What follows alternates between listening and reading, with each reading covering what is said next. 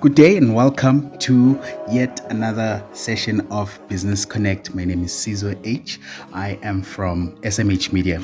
Today I'm sitting with a beautiful, special lady who's very talented, who is very focused, ambitious, and all things inspiring. Bongi Mtsweni is an actress, is a business lady. If you need inspiration, if you need someone who's aspirational. Hi Bongi and welcome to Business Connect on SMH Media. Thank you so much, Sizwe. Thank you so much for that introduction. Wow. Bongi, you are a business lady and a creative in a film or stage. What kind of creative arts do you fall under? So I fall under performing arts. I'm an actress by profession, and I also run an industrial theater company. Okay. So industrial theater is it's educational theater or edutainment, as we have termed it. Nice. So for someone who, if you meet someone, how would you introduce yourself?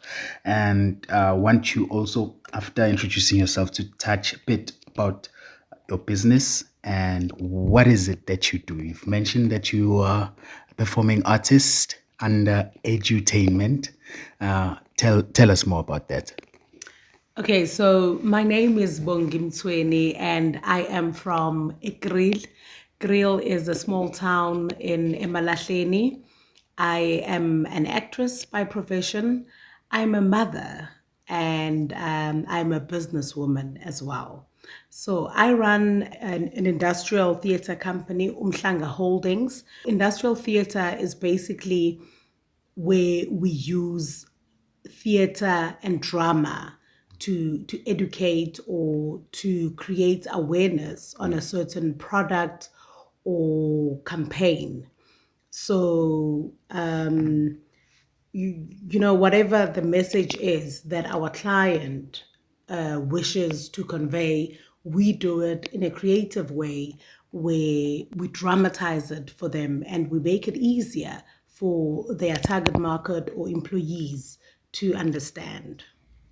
Great. So within that creative space of edutainment, I am the managing director of Umhlanga Holdings, and I am the producer as well of the shows that we put up. So on a daily, my job would be to get us work. And once we have the work, to actually break it down to my team, what it is that our client wants and how are we going to convey that message. So I will sit and say, okay, our client wants 1, 2, 3, and this is how we are going to set 1, 2, 3 for our client. And then thereafter, then we will sit down, throw ideas there and there after I have given them a concept. So I conceptualize what it is that we're going to do, and then we work on that. So I give a skeleton, and it's up to us as a team to fill it in and make it a whole human. You put in the meat. Yeah. Okay, no, a busy lady, and that's very impressive. So I want you to tell me more about the time you decided to open your business. What was happening in your life? How this actually came about was I studied drama at TUT. And during my time at TUT, we had a class named Educational Theatre. So what I then observed from this educational theatre was that theatre is not just for entertainment, but it can be used as a tool to teach. And that was very interesting for me to learn because when I went to study drama, my main focus was to be an actress. My main focus was for me to be on stage and to be on TV. But with more information that I got from studying drama and observing this educational theater, it propelled me to get to the idea of using theater in your most foreign spaces, as I would say. I thought, okay, I come from a mining town, where employees there struggle sometimes with safety, or they struggle with the messages or the information that they get from their employees where they don't understand. I saw that gap and I thought, maybe I could go into this educational theater. And I then, with a fellow friend of mine, we opened up a company while we were in varsity during our last year, because then we were dead sure that this is what we were going to get into. And we opened up the company. It was 2006, in our last year of varsity. And by God's grace, 2007, we got our first mine. That's when we started working. Wow. Do you have any background in teaching at all? Parents, family members? Because I'm noticing the emphasis on education. So both my parents were teachers. Oh, okay. Yeah. In varsity, I actually specialized in teaching practice. I've always liked education and, teaching, but I also didn't like the conventional way of teaching, of being a teacher, standing in front of a classroom, writing on the board and teaching. That was not my idea. With the industrial theater part, the educational theater, I saw it as the right tool for me, that this is the thing that works for me. If I were to teach, this is how I'm going to teach. It was a perfect fit with your passion as well. Since you started, have you been able to align your service offering with your values? And what does education really mean to you? I can say that yes, we have, because now you must remember, when my client comes to me with an issue that needs to be solved or that needs to have a platform, that is my opportunity where I can use this education to actually now educate the employees or the targeted market on a certain product or launch campaign, whatever it is that my client wants to convey. So I can really say that it is aligned, and it has worked for us. Another value that we have in the company is integrity. Doing what we said we will do. So when our client comes to us and trusts us that much with their message, it is up to us to deliver. And I believe that we deliver because we are not a one-hit wonder. You come to us once, and I assure you, you will come to us again because you see the results. Just a follow-up and expansion to your beautifully put statement of how your offering is aligned with your values. Do you think there's a problem with conventional way of teaching right now, whether it's schools, foreign spaces? But I think education fits everywhere. What is being done wrong? Earlier, you said you thought it would be a perfect fit to choose this type of teaching as opposed to the conventional one. I think, as people, we are different. And what I experienced during my time in school is that I got bored. I was an artistic child, and the way that this education was being given to me was boring. Yet, if you could say, oh, let's watch something, let's see something physically happening, I would be interested. I liked practical classes where I got to be part of the experience of what was happening. Whereas the conventional way of teaching is you are just being given. You can't really object. You've got to take this in. You've got to remember it. You've got to remember it because you're going to write a test on it. And how do I write a test on something that I haven't even experienced?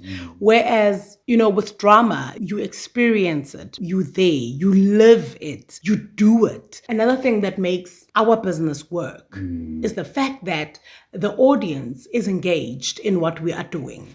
So they are emotionally invested. Definitely, you cannot forget something where you were also physically and emotionally engaged. That's why when you see people watching a soapie on a daily basis. And they will be able the following day to even tell a person what happened yesterday because they were emotionally invested in that episode that they watched. I love that. As people, we're different, we're socialized differently, and we are not meant to be taught the same way. Unfortunately, that the predominant way of teaching is a conventional way that we're used to, which forces us to remember things, Yes. prepare for an exam so that you can pass and move on to the next grade. It's like we're passing time. It can work for other people, but it does not necessarily work for everybody. Really, it doesn't. Yeah. So I would imagine now that you have an unconventional way of educating. I imagine it requires a lot of your time, effort. You mentioned the things that you do, which can overwhelm someone. With all the challenges involved in running an enterprise like yours, how are you still in business? You started in 2006. You are still running today in 2022. I can say that besides our common knowledge, it is really by God's grace that we are still standing, even after the global pandemic. I can really say that the commitment to my dream, the commitment to what we do as a company really pulled us through. It was difficult, but because our focus was on the mission of the company, that we are here to change lives. We are here to save lives. So going on and holding on, even when it was difficult, it didn't come easy. But I think our commitment to what we do really kept us going. That's beautiful. The commitment to your mission, that takes discipline. Yes. It takes hard work. It takes consistency, which is something that you have proven. I mean, if you've been running for this long, clearly there's something that you're doing right. And I love the fact that you are able to articulate it and point it to your commitment to the mission. Love it. Now, describe your target market. So our target market would be any business, institution, or organization that has a message that they would like to convey, or maybe they have a product that they would like to create awareness on. That is where we come in. So basically, any organization or business that has people, because we engage a lot with people who are buying these products, people who get a new set of rules that we need to teach them about. So our target market really is any organization or business or institution. Whether big or small. Whether big or small. Surely you've worked with several businesses. You've encountered so many people. I'm interested in unusual business like yours. What kind of reviews do you get? What do your clients say about your service? So mostly our clients commend the simple but effective way of communication that we present. Our clients also love the fact that we are a diverse and multilingual cast, and therefore we engage with their people or like their employees' target market on a holistic way, because we are able to cater and you are able to meet people where they are, not only in their place of employment, but also with language. With language as well. With the diversity that you offer as well. Exactly, because you must also remember that our biggest clients are in the mining sector, whether coal, gold, as well there. You find that there's a lot of people from the olden days, especially, that only probably went to school up to primary level. And you cannot stand there with your bombastic words and try and convey a message to those people. So what we do is we go to their level, really, just like you said, in a way that they would understand this message. We give it to them. Do people actually come back and say, hey, during that performance today, you touched me deeply? Have you moved anyone to tears with your performance? Oh, yes, we have. Yeah, people do. There was a campaign that we ran for Tungela, and they were at a point where the company was tired of losing lives, and carelessly so. They asked us to do a show where we show people that every time they come to work, it is important that they walked in there in one piece. They must leave the mine in one piece. To conscientize people about the importance of safety and the importance of being present at work. Because those little mistakes that happen when somebody is absent-minded, they can become deadly. People lose their lives in this type of business. People lose their limbs. It's dangerous.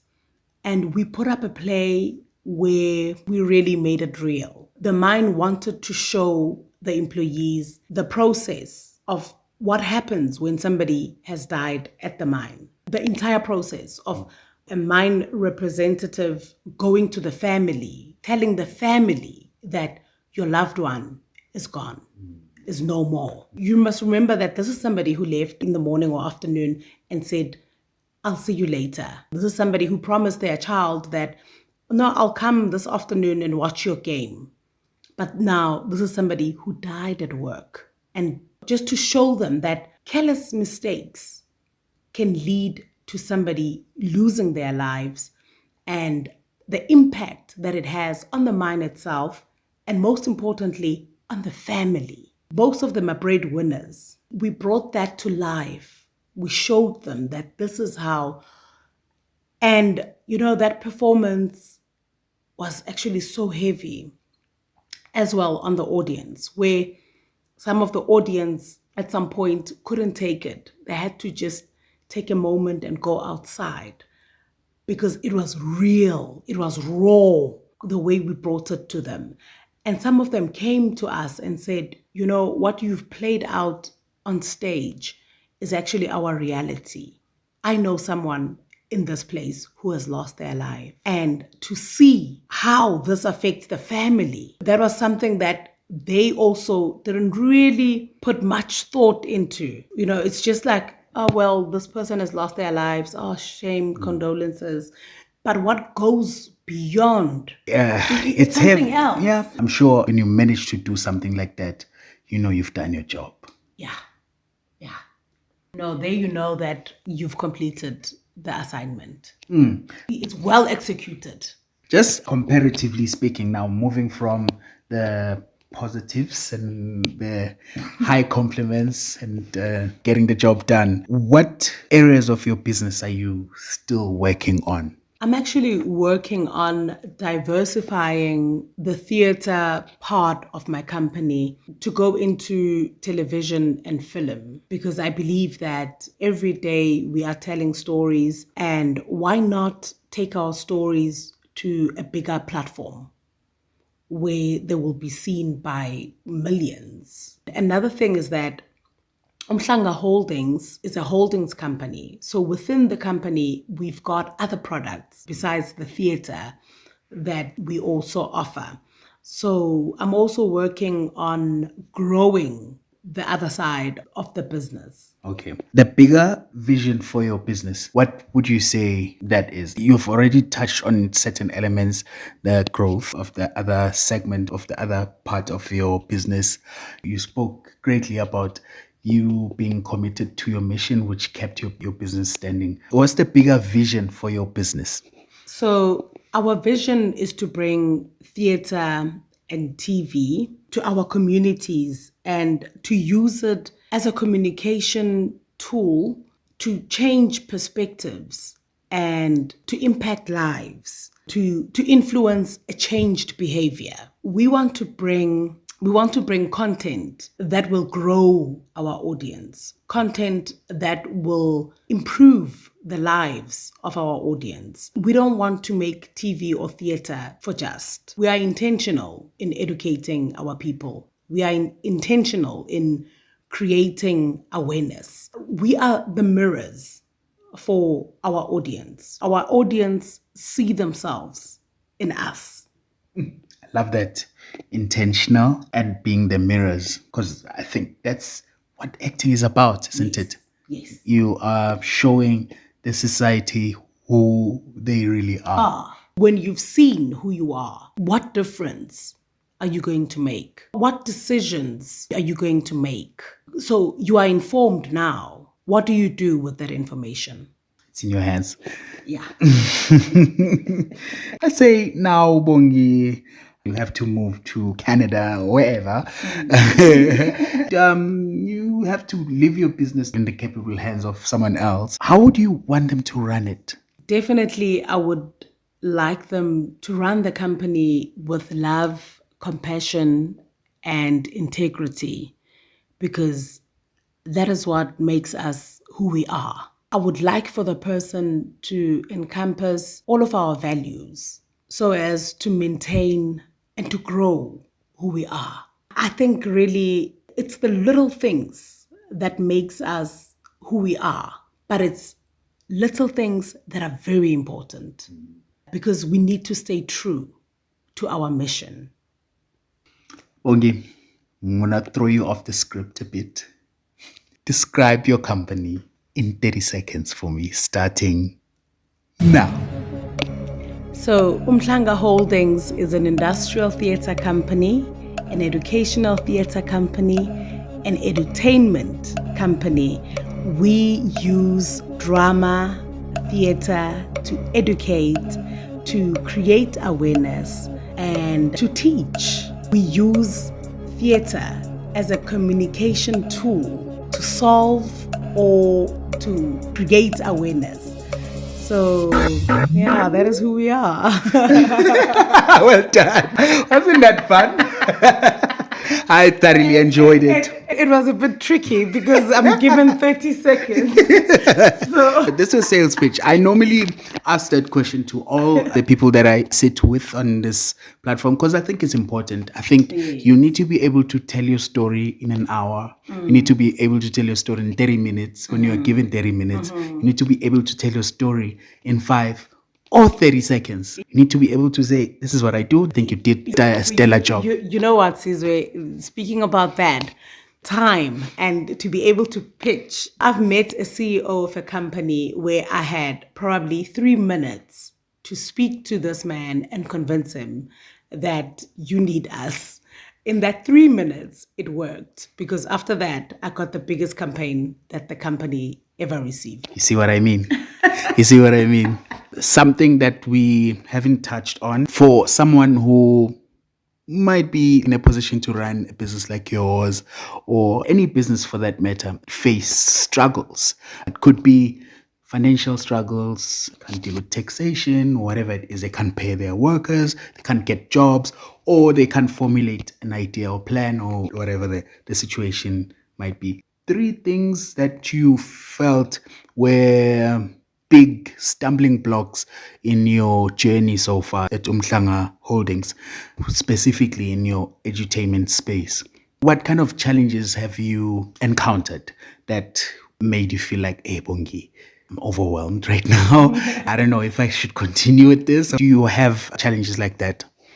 My number one challenge in the beginning was to convince clients that they needed our services because at that time, most people perceived drama to be for entertainment purposes. And wherever we'd go to pitch, they would tell us that we don't have the budget for entertainment. But we had to convince them that, no, this is not entertainment. This is not just entertainment. This is us, teaching your people, creating awareness while we are entertaining them. This is all education in a fun way. And that was quite difficult I think it took us almost 2 years. To get it right. Yeah, to get it right. Our company started picking up on the 2nd year. Did you change things around, your strategy, or your experience did the work for you? Like, how did you overcome the challenge of convincing people, hey, I can add value in your company? To be totally honest with you, I think for a good 6 months, I quit. Yeah, totally, I quit. Until I was reminded by my dad. He said, remember when you started this? Do you remember why you started this? I said, yeah, I think I had almost forgotten. He said, think back on why you started this. And why did you start? We started because I believed in drama as an education tool. So I had to go back and say, you know what, if I don't believe in this, nobody will. I had to believe in it, and I had to sell what I believe in. Yeah. Second challenge. So the second challenge, I think, was the inconsistency of work and retaining my employees. Because when people are also not consistently employed, they move. So that was another challenge, to say, okay, we are getting work, but this work is not consistent. So we then had to make sure that, we market ourselves. We really break down doors and create doors for this thing to work. What I would say is that in running a company, any company for that matter, really, you've got to be patient. You've got to be a tenacious somebody, because in this journey, you are grilled, you are cooked, you are boiled, but you've got to be resilient. You've got to know that when you've got that vision, you've got that mission, you've got that dream, you've got to stay committed. What would you attribute your resilience to? I think that is personal work, working on yourself as an individual, because before I run a company, I'm an individual. And I believe that you cannot give from an empty cup. So, working on your confidence, working on your emotions holistically and intentionally so. When you are running a company, you are carrying people on your shoulder. There's a lot that you carry emotionally, physically. If you are not strong enough, you will seem like somebody who is not resilient. But when you work on yourself, you are building muscle every day. All these things, all these challenges, these stumbling blocks are happening for us. They're not happening to us. They're happening for us to teach us something, to build resilience, and to maybe redirect you. Prove yourself that you can. You can do difficult things. You can overcome difficult things as well. Bongi, thank you so much for your time. And I really hope you continue prospering. You continue inspiring all of us to grow, where we are educated, where we are aware of things that really matter to us, especially in the space that you are in. I wish you and your cast all the very best, and I hope you continue climbing and getting bigger, getting more opportunities, and may your path be brightened and open for you, and all the doors that you knock at, I hope they open, and I hope you are in a position to open doors for other people as you already have. Wow, thank you. Thank you so much, Sizwe. It means a lot. Thank you for the words of encouragement. Thank you for your well wishes. It goes a long way. Thank you. And I also wish you all the best in your business, in your journey. May you be the inspiration that you want to be. Thank you so much. As you've heard it yourself from the queen of edutainment, the queen of the stage, the queen of the big screen. Thank you so much for listening. May you continue to do big things for your business and take a chance on yourself. Till we catch each other next time.